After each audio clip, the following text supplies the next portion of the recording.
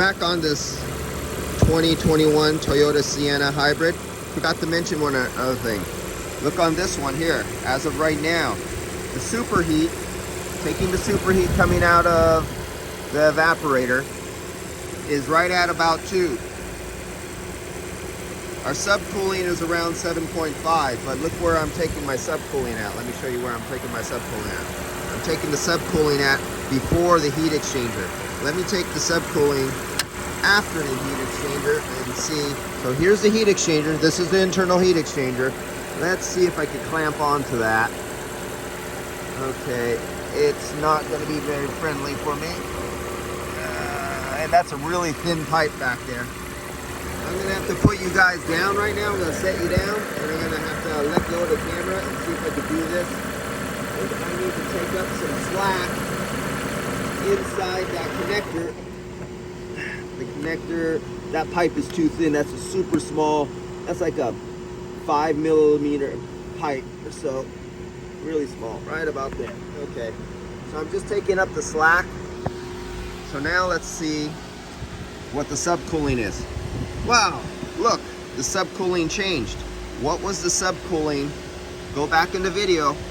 What was the subcooling when I was attached right here before the internal heat exchanger? And then what's the subcooling after the internal heat exchanger? You can see how much of a difference an internal heat exchanger can make.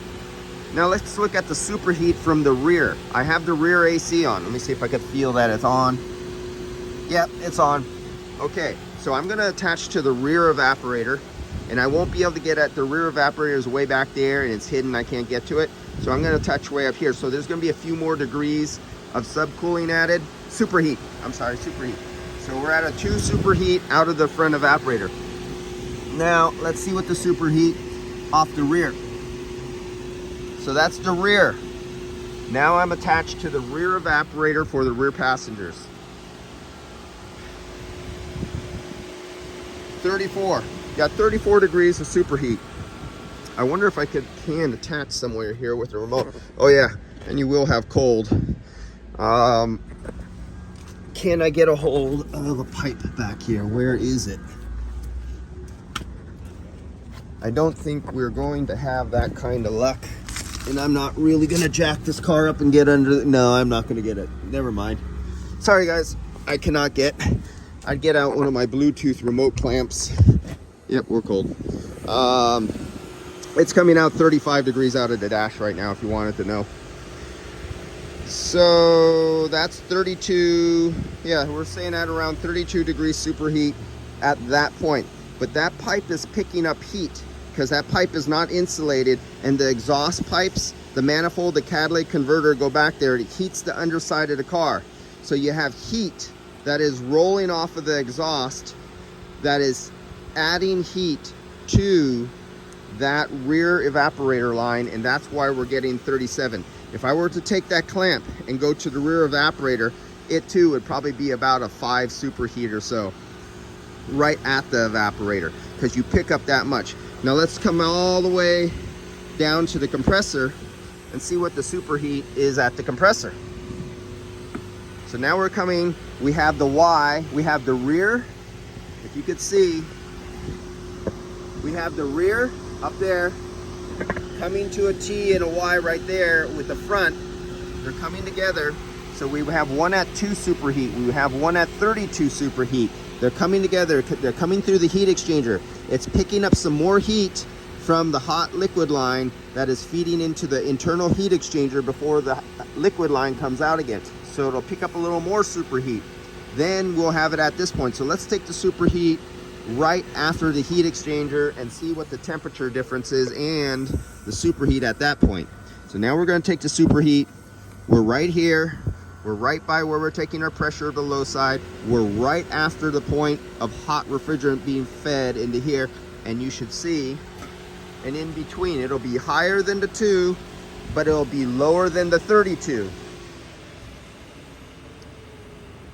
And oh, we're cycling now. We are now cycling. The AC is cycling on and off. We have reached the minimum point of temperature inside. It has satisfied its calling, and it's now cycling the compressor. So we will not be able to take accurate measurements, but we'll be able to see something, as you can see right here. As it's cycling on, you can hear the fan. There goes, it just shut off. Okay, it looked like it was like a 7 or 8 superheat. Let's see what our temperature, oh, can I see what our temperature is? No, I have to turn off the camera.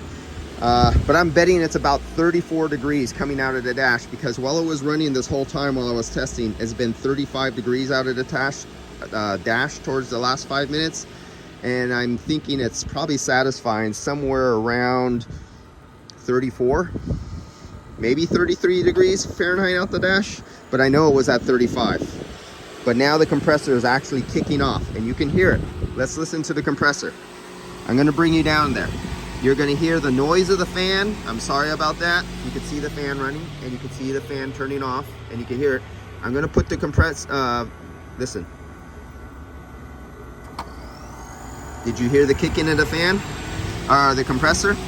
I'm gonna move the phone and I'm gonna touch the body of the compressor so you can hear the electric compressor kick off and you can hear the electric compressor kick on. Let's get down there.